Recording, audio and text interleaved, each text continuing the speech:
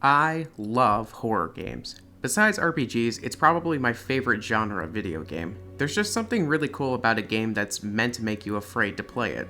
And if, like me, you grew up in the late 2000s and early 2010s, the genre of horror I grew up with was Mascot Horror. It started with Five Nights at Freddy's back in August 2014. Jesus Christ, FNAF is going to be 10 years old soon. Well, aside from the approaching dread of my age, FNAF made a splash onto the scene and completely redefined horror for the next decade or so. But I'm sure you know that story by now. However, in recent years, Mascot Horror has kinda gone down the drain a bit. Most Mascot Horror games nowadays feel like they're made purely with the goal to exploit the amount of children that are interested in Mascot Horror in order to make the most money as possible, and don't actually take the time to make a good game that would make people want to spend their money on. And no game represents this more, in my opinion, than Garten of BanBan. Garten of BanBan is the pinnacle of a cash-in horror game. With its barely creepy characters and nonsensical, oversimplified environments, this game is, in my opinion, the worst Mascot horror game of all time.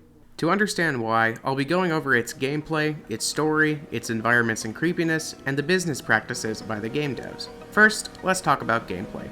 Gameplay-wise, it's fairly linear. You basically go from one place to another and get certain items to progress the game, occasionally dealing with threats every now and then.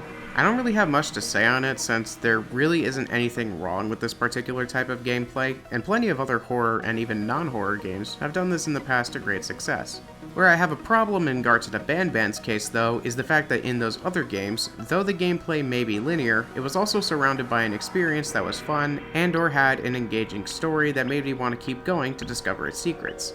In Garten of BanBan's case, not only do I not care about the story, but the environments that I'm surrounded by are probably the worst parts of the game.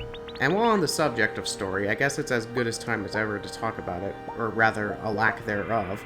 I mean, the game generally has a story, which is that you're the parent of some child or children that you left at the BanBan kindergarten, and the whole point of the game is to try to get your child or children back.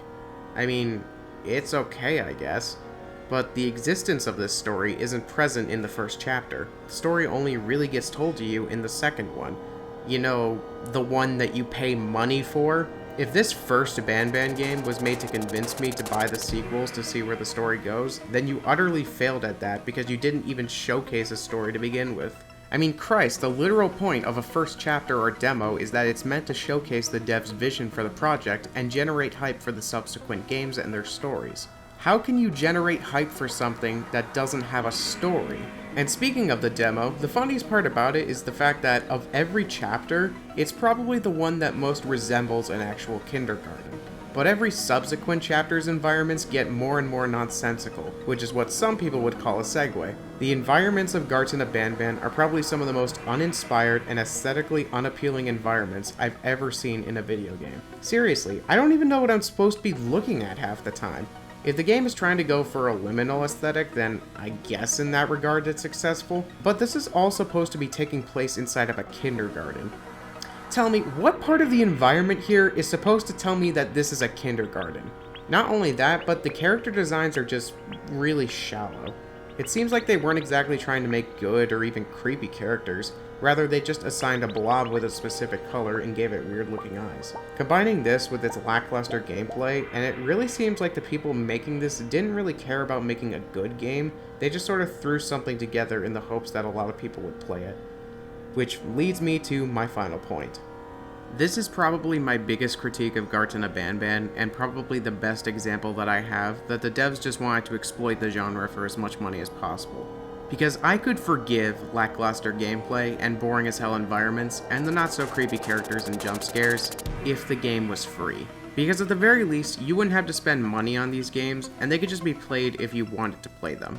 And I mean, the first game is technically like that, but every subsequent game makes you pay $5 to $10 each. There are 5 games in the BanBan series that make you pay money for them, with 2 others being released later down the line. With 2 games being priced at $5 and the remaining being priced at $10, with the remaining 2 unreleased games probably also being sold for $10, that means that you're essentially paying the same price as a AAA game for games that look and play like this. And you might be thinking, well, other games have that business model too. Think of Poppy Playtime or Bendy and the Ink Machine. They made you pay per chapter as well. And yes, that's technically true, but at the very least they made paying for those chapters worth it by, again, surrounding it with an experience that's enjoyable and worth the money. For all the crap that I give Poppy Playtime, it's clear that the devs care a bit more about the medium when compared to BanBan, and Chapter 3 of Poppy Playtime ended up being pretty good. It took a bit to get there, sure, but at the very least it's enjoyable. Bendy and the Ink Machine is probably one of the better Mascot Horror games released in the 2010s. Its art style is phenomenal, there were genuine moments of tension, the story was very engaging, and it had likable characters like Boris. Garten of BanBan doesn't have any of that though. It's just, here are these colorful characters, here are some weird as hell environments. Clap! This is one of the most greedy business models that I've ever seen, and it clearly shows that the devs do not care for the medium and just care about making as much money as possible. Look, I know I went a bit hard on them there, and I'm not saying that the devs are terrible or awful people. I'm only criticizing it this much because I care about the genre. I want to see good Mascot Horror games. I want to be scared by them. But this ain't it, Chief. I have no interest in playing the new Garten of BanBan games coming up, and I probably will never play Garten of BanBan again. But that doesn't mean that the devs couldn't make a good game. I'm sure if they really tried, they could probably make something great. But as it stands, Garten of BanBan is the worst Mascot Horror game ever created, and I don't think that'll change anytime soon. But that isn't to say that there aren't contenders. But those are videos for another day. With that said, that's going to be it from me for now.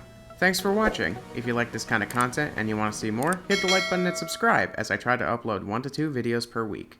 But with that, I'll see you next time, and until then, stay safe and take care.